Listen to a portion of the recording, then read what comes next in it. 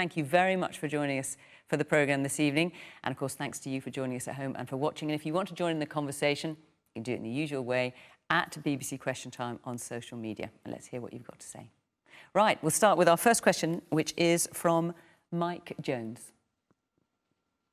Thanks, Fiona. As Boris Johnson has announced severe tier levels in England, should we all just be as strict as possible and buckle down to avoid another spike early in the new year? Tanni, do you want to start us off? Yeah, I think this is incredibly difficult. I think the good thing about Christmas is that everyone is agreed on what we should be doing in terms of lockdown. I think the guidance is really important. But the tier system is a reaction to the R rate going up. And I think it is important. My worry over Christmas is that it will just get very complicated, and January, February, March could be a huge lockdown for everybody. I think people are tired, they're exhausted, we're not, working from home, we're living at work.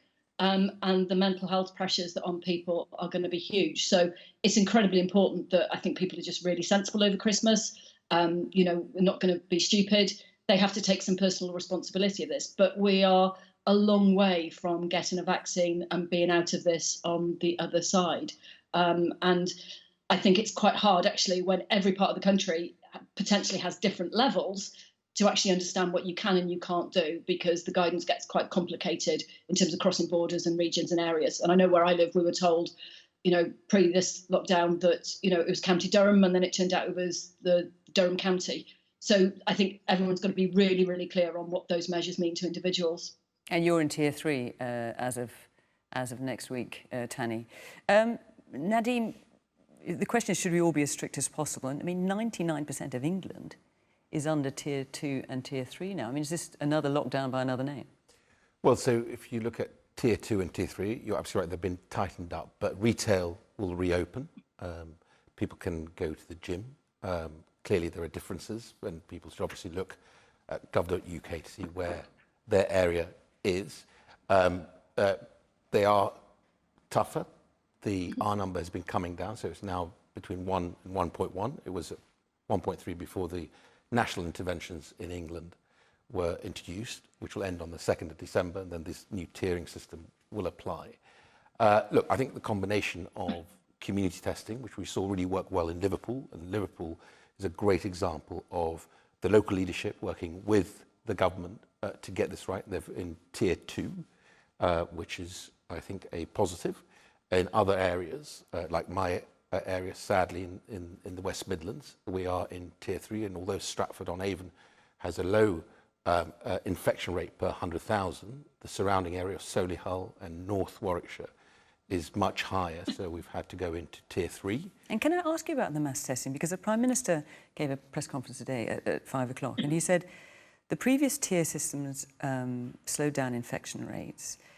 Mass testing could allow individuals to be released from certain restrictions, even if they're living in Tier 3. What did he mean by that? Did he mean that he talks about individuals? So it's not everyone in Tier 3 coming out of it in a particular region, but individuals within Tier 3 could get a test and then, what, so have people around? Or what does it mean? So the pilot that was run in Liverpool, which I think is really important, is if you are then tested every day for 5 days, if you are someone who's been notified through test and trace of somebody that has the infection that you've been close to, then you don't have to quarantine. And that's a big change. So the people who are in Tier 3 as of next week, just to be clear, because this was new information this afternoon, people, and that's 23 million people, if they're in Tier 3 next week, they have to be, tested for 5 days in a row, and then they're free to do what they want? What did he mean exactly by that? The pilot that was run in Liverpool was around, so if you're notified that you've been in contact with someone who has tested positive for coronavirus, at the moment you would have to quarantine, as the Prime Minister's doing. If you, as we did in Liverpool... Isn't that a different thing, though? I've just to make it really clear, because it really struck me. If the Prime Minister's saying mass testing could allow individuals to be released from certain restrictions, even when they're in Tier 3, he's saying that people who have, a negative test can live in a different way to those who haven't had a negative test in tier, or haven't even been tested at all in tier 3? So Is that what he means? No, I think the restriction is the quarantine issue. So if you are, as we have just done in Liverpool, if you get notified, you have to quarantine. Therefore, further restrictions on your ability to move around. If you get a test every day and you test negative every day, then you don't have to quarantine. That is being delivered through this pilot of community testing, and we're going to. But that's true everywhere. That's not just tier 3. He was just referring to tier 3. The reason he's referring to tier 3 is because we're focusing community testing on tier 3 areas. Claire, should we all be as strict as possible and buckle down? When we were told that we had to accept the lockdown, which a lot of people felt very unhappy about and felt that there was not enough evidence for a national lockdown, it was very much on the assumption that we would leave the lockdown and things might have improved. The reality is that over 23 million people have now, who had previously been living under tier 1, gone into lockdown, have now come out in higher tiers. It feels like perpetual punishment. And even the way we're talking about it, you know, are kind of released from certain restrictions, you know, whether the Prime Minister will allow us, and if we buckle down and then we can have Christmas. And the whole discussion around Christmas has been very much, you know, well, we are going to indulge you people who want their Christmas with their families for 5 days, but you're going to pay for it. And I'm afraid that the problem for me with this whole discussion is that we are free. We're supposed to live in a free society, in a democracy, but we're behaving as though we are in a pre-democratic time with some kind of fiefdom announcing and micromanaging exactly what we should do. So I think it's the opposite of getting consent, of bringing about trust, of encouraging people to take themselves seriously, because we are literally having discussions like this, technocratic. Would it mean this? Does it mean that? Should I dot the I or cross the T? But given that we're in a pandemic, what's the alternative? Yes, but there are ways of dealing with pandemics, lots of different possibilities. You saw the response from Liverpool and the community in Liverpool, and people actually coming out and working together, and they've done really well. Yeah, but that's the right way to do it in a democracy. Social solidarity requires that people do not believe that arbitrarily their freedoms are taken away from them and that there's no balance of risks. The only thing that we face at the moment is not, you know, you say we're in a pandemic. We're in a pandemic. We also undoubtedly will talk about the economy.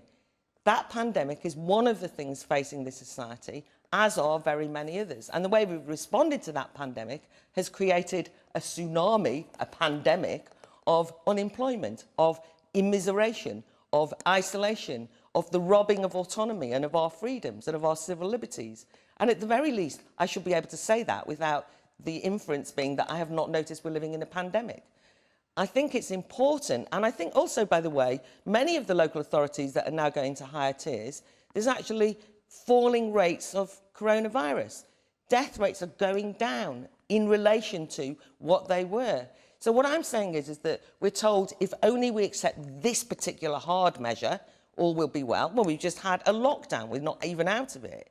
And now we're being told we're going to have hard tiering and you've got to behave, otherwise we won't have Christmas. And then at Christmas you've got to be sensible because otherwise you're going to pay for it. It's like some sort of religious cult we've entered into. And the one thing that nobody discusses is what this does for freedom and democracy in society. And I really think that's a very serious price to pay and should at least be debated fully. Well, let's see what our audience are thinking in Swansea. Gemma. Yes, thank you. I just wanted to say I don't really see how these tiers work at all. I think we were in a tier system and then that resulted in us going into another lockdown and a fire break here in Wales. I think the lockdown in March was far more effective because there was one rule for everybody. We knew what we had to do, but with all these different tiers, I just think it adds confusion. I'm from a small valley where there's been a spike in cases, and I think we need to be protecting those areas where cases are low to make sure we don't get any cases escalated in those areas. Claire. Thank you, Fiona. I think it is all very confusing. I think it's all open to interpretation, and it all boils down to trust. I think trust is really, really important. Here in Wales, the fire break lockdown clearly worked. numbers were falling, 10 consecutive days, numbers were falling. And then recently numbers have started to increase, and that's mainly in the under 25s group. And I think that the message has to go out loud and clear that everybody has a part to play, and trust is key, trust is essential. So everybody needs to take part and do their bit. And of course, you're living under different rules in Wales, Claire. Are you saying they're confusing? I think our rules in Wales are quite straightforward, actually, but listening to all the different tier systems and where you can go and where you can eat and where you can go to socialise and who can socialise, listening to some of my friends and colleagues in the different tier systems in England, it's quite baffling at times, and I think even they're confused. So I think we need clarity. And Michael B. Hello, thank you. I just want to say, is it really worth the potential oppression and depression that spending time with the family over Christmas, that we could lead into a potential third wave of coronavirus? Is it really worth that potential risk? So as far as you're concerned, it'd be better to stay apart at Christmas? I think so, yes, because I think we're coming into January. It's probably one of the most depressing months in the year, and then we'll probably be going into another lockdown. Is that really worth it for spending a few days with family? Vaughan Gething? Well, these are incredibly difficult choices for all of us, whether we're members of the public going about living our lives, frontline health and care staff who are looking after us all, and indeed for decision makers like me. And I can tell you that as Health Minister with some responsibility for more than 3 million souls here in Wales, there's nothing glib. We're not looking to take away people's liberties. We're looking to do the right thing to keep Wales safe and to protect as many lives as possible. The rules are only part of that. What we're really trying to do is to help people to think about what we should do. The firebreak did work. It did significantly reduce the numbers of infections. That's then flatlined and is starting to rise again. And as we see that extra mixing, those extra cases, that means more people coming into our hospitals ultimately, means more people who won't come out of hospitals. And the infection rates that are rising in under 25s will eventually translate into people over the age of 60, and they're much more likely to come to harm. So our real challenge is understanding how people behave, how we help to people to make different choices, and to accept that we can't micromanage every situation. But our responsibility is to be clear about what we want people to do, and there are times we set harder rules about what can happen. We've got a much bigger testing programme now than we had at the start, and here in Wales we've got a very effective test, trace, protect system that in the last week got to 92% of index cases and 85% of their contacts. And Vaughan, you talk about the fact that cases are beginning to rise again. I mean, looking at Blaen y Gwent, for example, you've got 410 cases per 100,000. But 2 households can meet, pubs and restaurants are open, whereas in Manchester, for example, there are 250 cases per 100,000 and pubs and restaurants are shut, except for takeaway. I know that you've been meeting today to talk about next steps for the Welsh Government. Are you envisaging tighter restrictions going forward? It's entirely possible. And that isn't because it's something that I celebrate. I never came into politics to intervene in the way people live their lives in this sort of way. But if we don't do something, then as I say, we'll witness and we'll stand by while people are coming to harm, and we can't do that.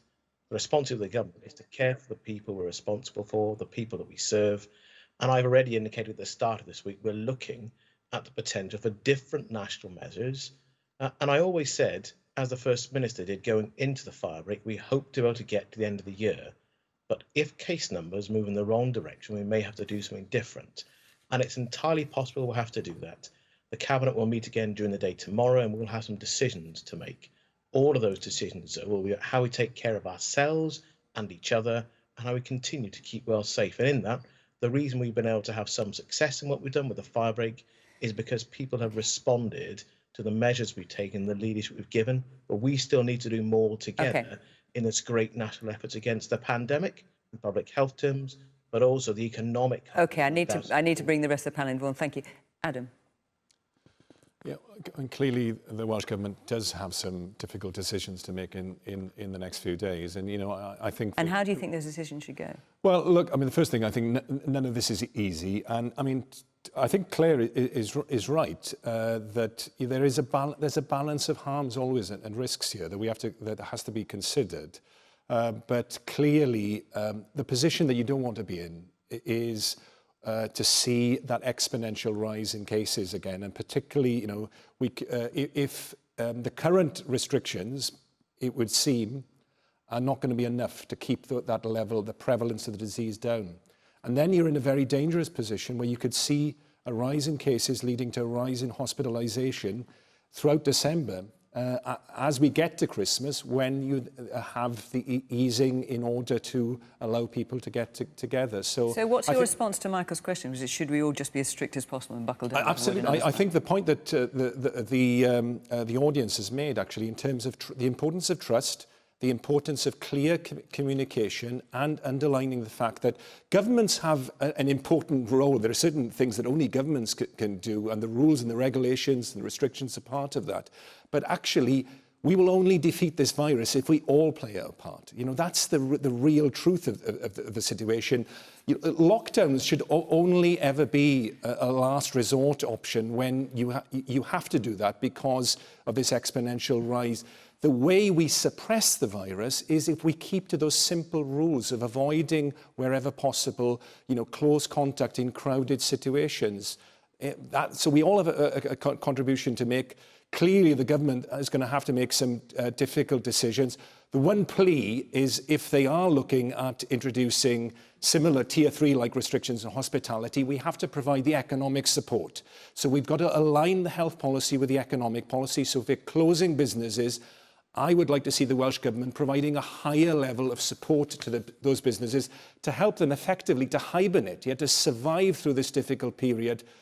There is some light at the end of the tunnel, isn't it? We are going to get through this, but let's save lives and save livelihoods. So let's make sure that we have the health and the economic policy working in tandem, and that goes for the self-employed as well.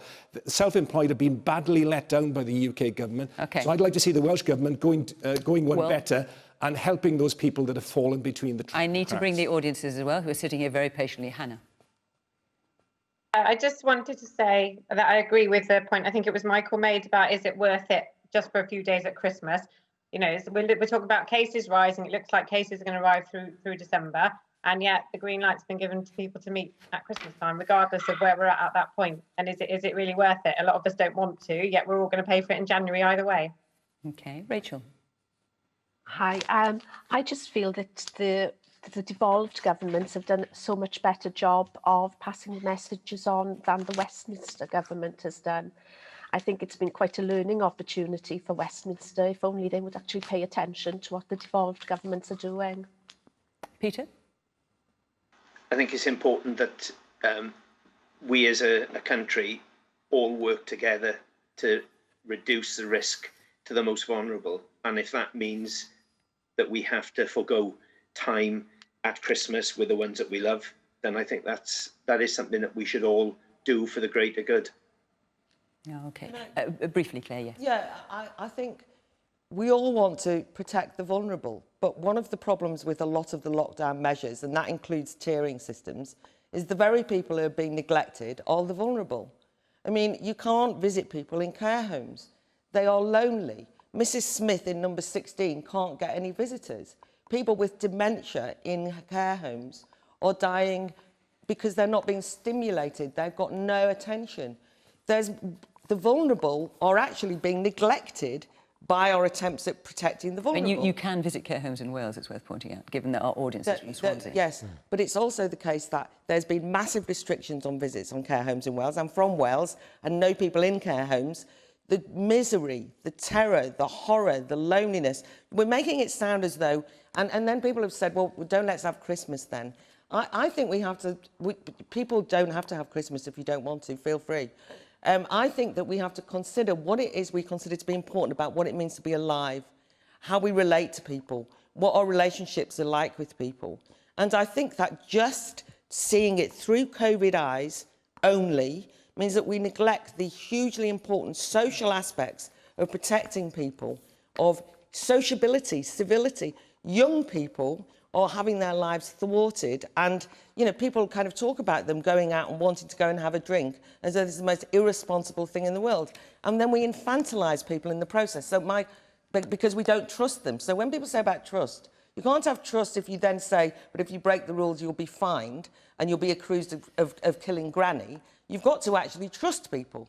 And that requires a different approach to this. And I think it would actually be beneficial to the vulnerable to adopt that. Well, something makes... I mean, very quickly, otherwise I can't move on to the next question. We're piloting schemes in 20 care homes of how we can get 2 visits in through testing, and of course the weekly testing of care staff and the monthly testing of residents.